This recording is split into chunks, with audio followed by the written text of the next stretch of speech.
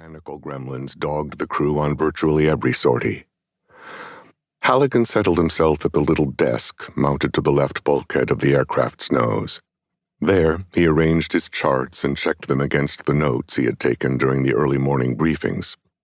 Spirit of Flackwolf was slated to fly near the rear of the formation, and consequently, barring a catastrophe, the responsibility for getting to the target would not fall to him. However, it was imperative that he be continuously aware of the aircraft's position. He had to be ready to give McGarry an accurate heading home, in the event the ship was separated from the rest of the 303rd. Kenneth Foe, the bombardier, stepped up from the catwalk and into the nose with Halligan. The two men were joined by the sort of bond created only by shared terror. Together, in the glass and aluminum cage that was the nose of the aircraft, they had fought enemy fighters, endured flak, and sweated out mechanical failures that could have forced them down over enemy territory, or worse, into the icy North Sea. Too many times they had turned to each other when their very survival was at stake. And although their faces were clamped under oxygen masks and goggles, their eyes had unerringly communicated the fear they both felt. Halligan and Foe checked the 450 caliber machine guns for which they were responsible. They heard McGarry and the co-pilot, Willie Cotham, in the pilot's compartment above and behind them. The flare signaling the time for starting engines was due momentarily. Halligan looked out through the water-spotted glass of the nose and noted that the visibility had not appreciably improved.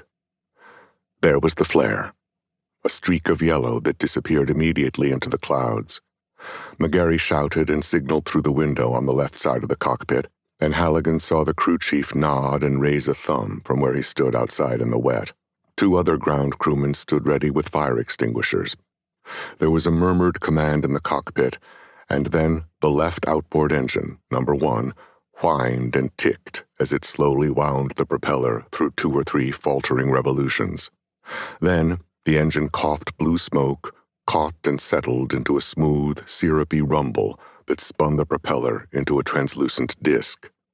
A low, vibrating growl thrummed across the airfield as the rest of the group's B-17s came to life.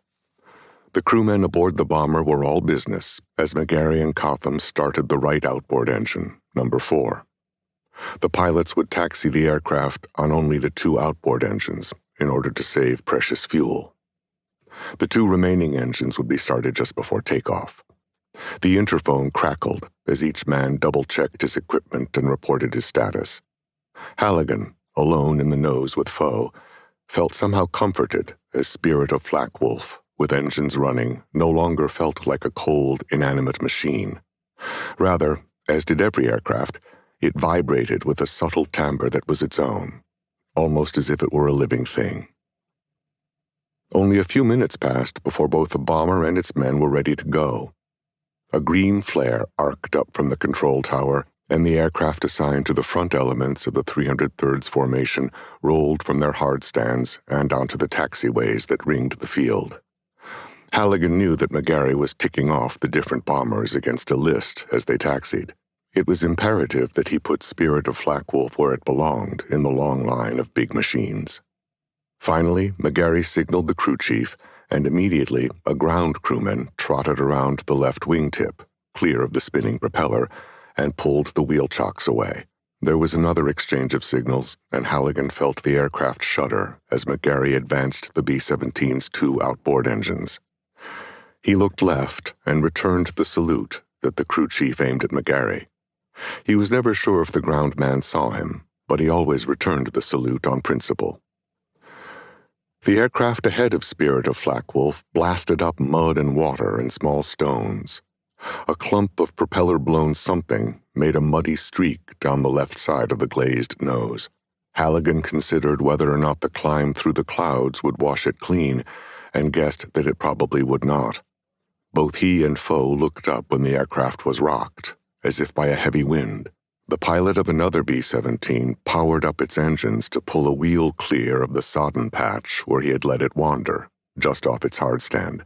A rock ticked hard against the glass in front of Foe, and he reached up with his forefinger and touched where it hit. There was another green flare, and the mission leader started his takeoff roll. Halligan watched the heavily loaded bomber use most